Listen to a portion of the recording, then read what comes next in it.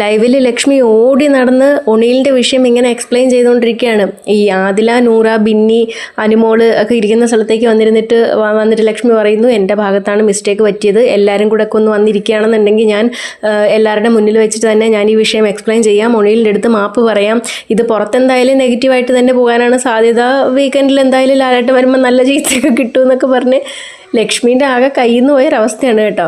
അവിടെ നിന്ന് പറയുന്നുണ്ടായിരുന്നു അത് മസ്താനീൻ്റെയും ഒണിയിലിൻ്റെയും വിഷയമാണ്, ഞാനതിൽ കയറി ഇടപെടേണ്ട ആവശ്യമില്ലായിരുന്നു, ഞാനാണ് അതിൽ ജഡ്ജ്മെൻ്റലായത്, അത് എൻ്റെ തെറ്റാണ് എന്നൊക്കെ പറഞ്ഞിട്ട് പുള്ളിക്കാരി എല്ലാവരോടും പോയിട്ട് ഇങ്ങനെ പറയുകയാണ്. അതിൽ അനീഷിൻ്റെ അടുത്ത് പറയാനായിട്ട് ചെന്നപ്പോൾ അനീഷ് പറഞ്ഞു, എനിക്ക് ലക്ഷ്മീൻ്റെ അടുത്ത് ഒന്നും സംസാരിക്കാനായിട്ടില്ല, അഥവാ സംസാരിക്കണമെന്നുണ്ടെങ്കിൽ എനിക്ക് മസ്താനീൻ്റെ അടുത്താണ് ഈ വിഷയം സംസാരിക്കേണ്ടത്, മസ്താനിയാണ് എൻ്റെ അടുത്ത് ഇട്ടൊന്നും പറഞ്ഞില്ല, ഞാൻ കാണാത്ത കാര്യമാണ്, അതുകൊണ്ട് ഈ വിഷയത്തിൽ എനിക്ക് ലക്ഷ്മീൻ്റെ അടുത്ത് ഒന്നും സംസാരിക്കേണ്ടെന്ന് പറഞ്ഞു.